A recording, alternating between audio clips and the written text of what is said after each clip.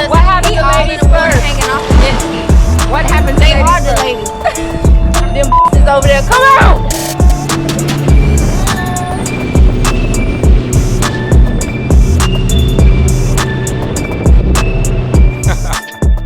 What's up, y'all? This is your boy Jermaine Duval, and I'm back with another YouTube video.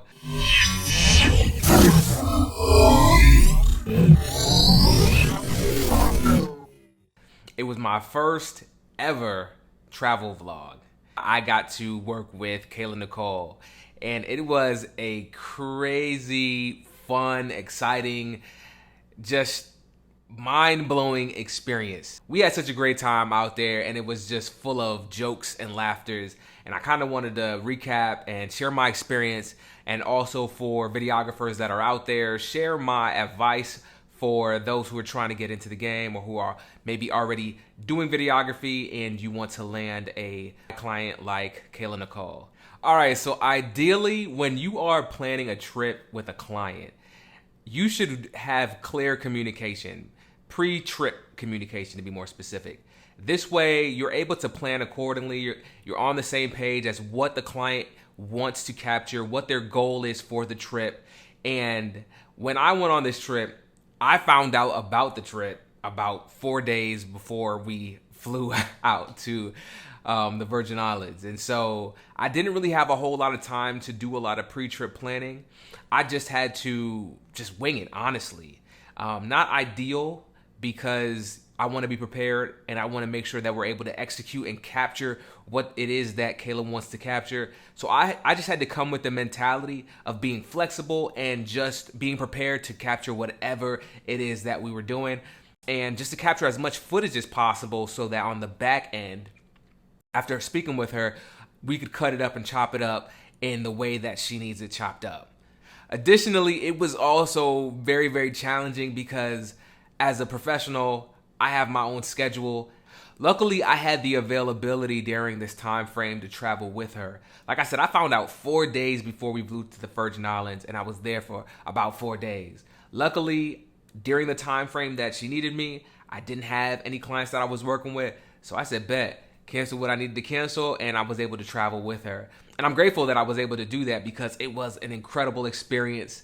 First time doing something like this, and I learned a lot, and it was just a great opportunity to work with Kayla in this capacity, and we had a blast. It would have been great to do some research to better understand the culture, know where we were flying, know what the weather was going to be like, so that I would be prepared to better handle the situation once we got there. But like I said, I just did not have the time. I didn't even check the weather. So what I did, honestly, I just brought everything. I bought all of my equipment, cameras. I had to go buy a GoPro because the GoPro that I had, I sold. I had to carry all of my equipment. And so I was rolling deep with, multiple suitcases with all of my equipment, just because I wanted to be able to deal with whatever came, and I wanted to be able to capture this experience in the best way possible. And it was a bit of an inconvenience because I was carrying a lot of equipment, but ultimately I was prepared. Everything that we encountered, I was able to get the best footage possible from this experience. Ideally, if I had known more details and if we had more time to plan, I would have been able to pack a little bit smarter, and I probably didn't need some of the stuff that I brought. Once again, had I had the time to do the research to better understand what I was getting myself into, I would have been able to approach it a little bit more strategically. But given the circumstances, I just said, hey, let's take everything and let's just do what we gotta do. Some of my takeaways from this experience, I think it's incredibly important for videographers to be adaptable and flexible. Like I said, I didn't know what I was getting myself into, but I just had to go with the flow. And me being the type of person that I am, I wanted to really take advantage of this opportunity and capture the best footage possible. And so just different situations, I just had to go with it. And for me, it was really important for me to be locked in on what I was there to do, right? And it can be real tricky when you're on vacation with your client. They're on vacation, but I'm there to work. And so I had to maintain that mentality and that focus that I can't indulge in everything. I have to do my job. And that can be challenging at times because, you want to naturally get involved in everything that's happening, all of the fun activities. And I was still able to participate in the activities, but at the same time, just maintaining that focus that I'm here to capture the experience. So living through my camera lens and taking in as much as I could take in so that when I get to the editing process, I have more than enough footage to tell a story how Kayla wants me to tell that story. So for videographers that are out there or other types of workers that might find themselves in situations where you're traveling with a client, it could be going on vacation, or maybe your client is going on tour, or they're traveling and you're there as an assistant, as a hairstylist, or whatever the case may be. I think it's so important to maintain that professionalism and to maintain boundaries, because it can be very easy to get comfortable, right? I'm in the Virgin Islands, living it up. We turning up, we having a good time. And I can get into the mentality of, oh, I'm on vacation too. And so I could be kicking it back, chilling, relaxing, having a good time. But my client has an expectation that I'm there to work, that I'm there to capture the experience.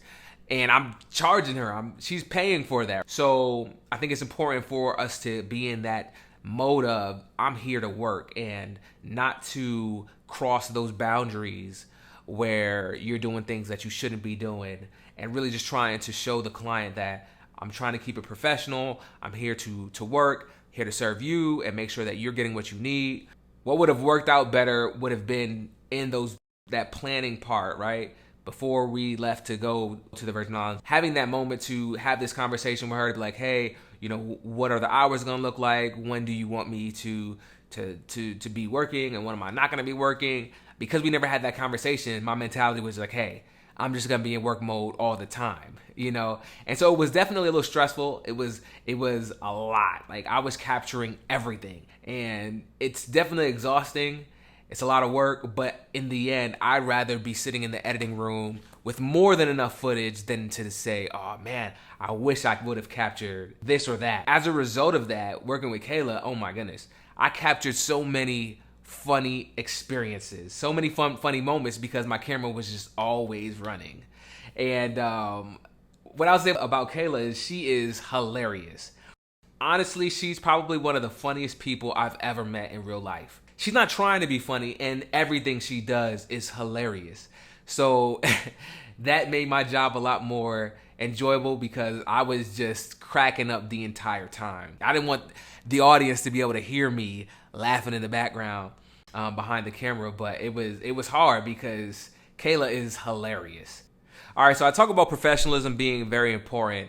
Not only do you represent your own business, you also represent your client's business. So when you are traveling, you're in public spaces, for me, it's incredibly important for me to be professional and to reflect your business in the best way possible, because we are interacting with people, and I just want people to have a positive experience. We ran into a lot of people who knew Kayla. It was an opportunity for them to say hello, and for me, it was just about just making sure that the experience was comfortable for Kayla as well as the people that we came in contact with.